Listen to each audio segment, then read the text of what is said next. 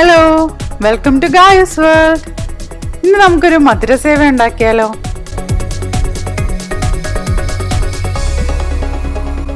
ഇപ്പം നമുക്ക് ആദ്യം കടലമാവ് ആഡ് ചെയ്ത് കൊടുക്കാം. 2.5 കപ്പ് കടലമാവാണ് ഇതിന് ആവശ്യമുള്ളത്. ഇനി നമുക്കൊരു 1/4 ടീസ്പൂണ് ഉപ്പ് കൊടുക്കാം. ഈ കടലമാവ് എടുക്കുമ്പോൾ കുറച്ച് തരിയുള്ള കടലമാവാണ് ഏറ്റവും നല്ലത്.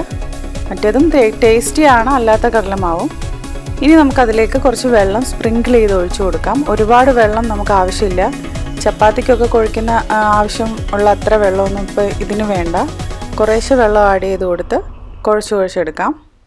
ഇപ്പം മാവ് നമുക്ക് ടൈറ്റായിട്ടാണ് കിട്ടേണ്ടത്. ഭയങ്കര ലൂസായി പോയി കഴിഞ്ഞാൽ ഇത് ഉണ്ടാക്കുമ്പോൾ ശരിയാവില്ല. അതാ ഇങ്ങനെ ടൈറ്റായിട്ട് കുഴച്ചെടുക്കാം.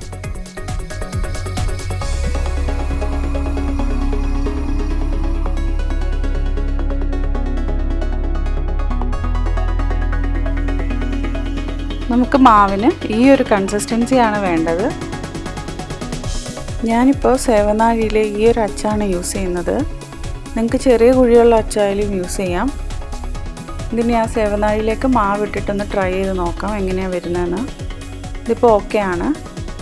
ഇതുപോലെ മുറിഞ്ഞു പോകാതെയാണ് വരേണ്ടത്. ഇനി നമുക്ക് എണ്ണ ഒഴിച്ചു കൊടുക്കാം. ചൂടായ പാനിലേക്ക് നിങ്ങൾക്ക് ഏത് എണ്ണ വേണമെങ്കിലും യൂസ് ചെയ്യാം, കുക്കിംഗ് ഓയിൽസ്. അതിലേക്ക് കുറച്ചായിട്ട് ഇട്ട് കൊടുത്തിട്ട് ഫ്രൈ ചെയ്തെടുക്കാം. ഒരുപാട് ബ്രൗൺ കളർ ആക്കണ്ട. നല്ലൊരു ക്രിസ്പി ആയിട്ട് വരുമ്പോൾ തന്നെ നമുക്കത് കോരി മാറ്റാം.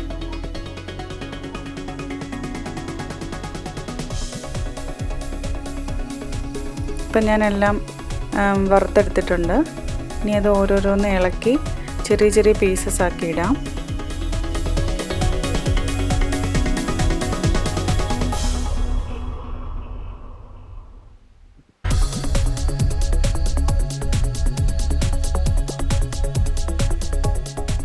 അപ്പം ഞാനെല്ലാം ചെറിയ പീസാക്കി എടുത്തിട്ടുണ്ട്.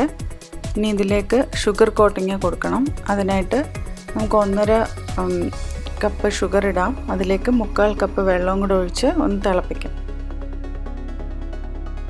ഏകദേശം ഒരു 10 മിനിറ്റോളം തിളയ്ക്കണം. ഇത് നമുക്കൊരു സ്ട്രിങ് കൺസിസ്റ്റൻസിയാണ് വരേണ്ടത്.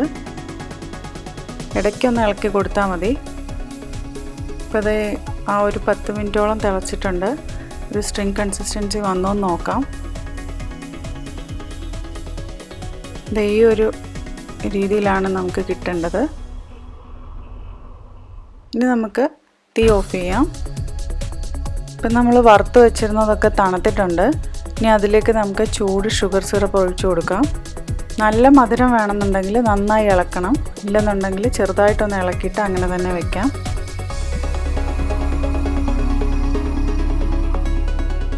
ഇനിയിപ്പോൾ ഇത് ഒരുപാട് തണുത്ത് പോകുന്നതിന് മുന്നേ നമുക്ക് കുറച്ച് പൊടിച്ച പഞ്ചസാരയും കൂടി ഇതിലിട്ട് കൊടുക്കാം.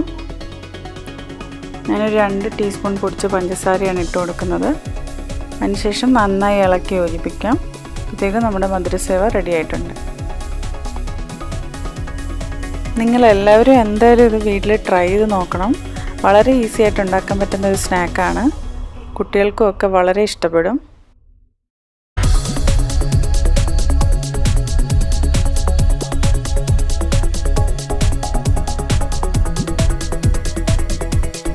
എല്ലാവർക്കും വീഡിയോ ഇഷ്ടമായിട്ടുണ്ടെങ്കിൽ നിങ്ങൾ ഷെയർ ചെയ്യണം. അതുപോലെ സബ്സ്ക്രൈബ് ചെയ്യാനും മറക്കരുത്.